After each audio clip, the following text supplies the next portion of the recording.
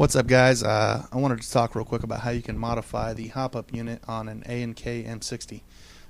Now, for those of you that own a A&K brand M60, you've probably already noticed that the range sucks, as well as the accuracy. And a lot of this is attributed back to the poor design of the hop-up unit.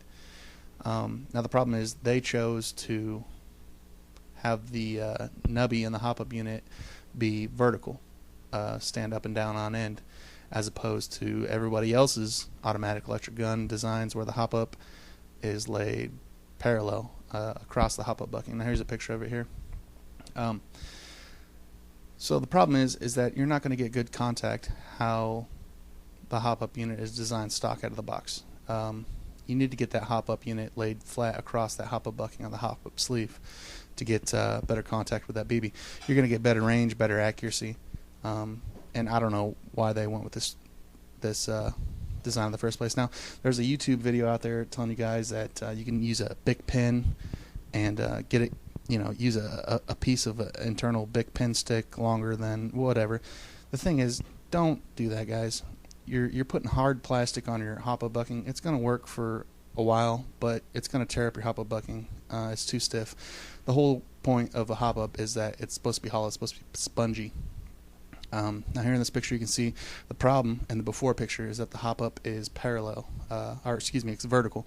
It's up and down, it's standing on end. You're not going to get good contact in that BB. It's not going to give you good range, good accuracy. So what we're trying to do is lay that hop-up down sideways and turn it into what a hop-up's supposed to be.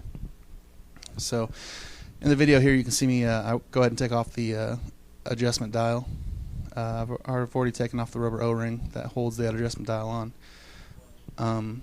Get the flashlight on it so you guys can pick it up on the camera here. And you're going to be able to see that the hop-up bucking is, like I said, it's straight up and down.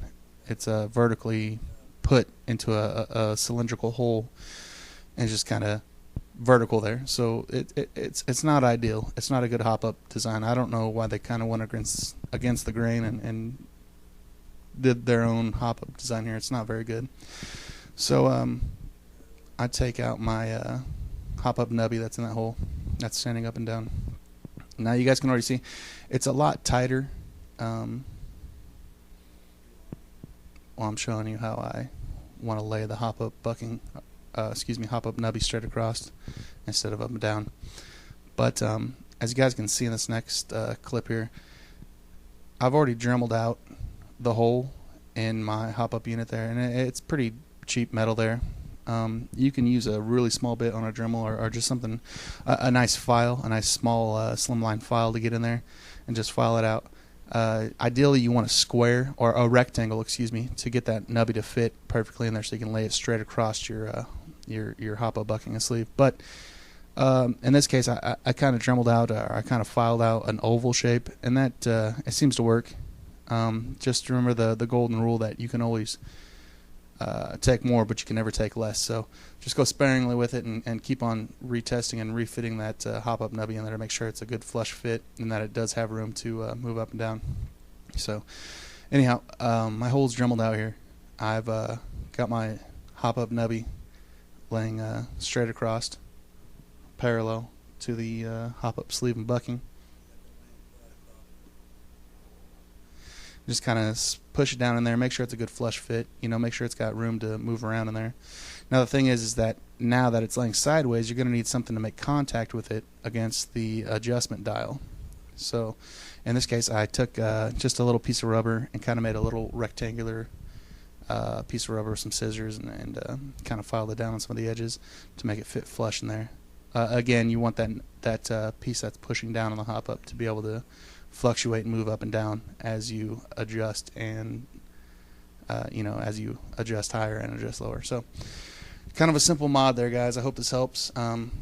Here's a clip of me kind of showing the new effect of the hop. It's actually you can actually use it, you know what I mean? Before it was either hop was on or hop was off. Now you can get that play to it as you adjust. So I hope this helps, guys.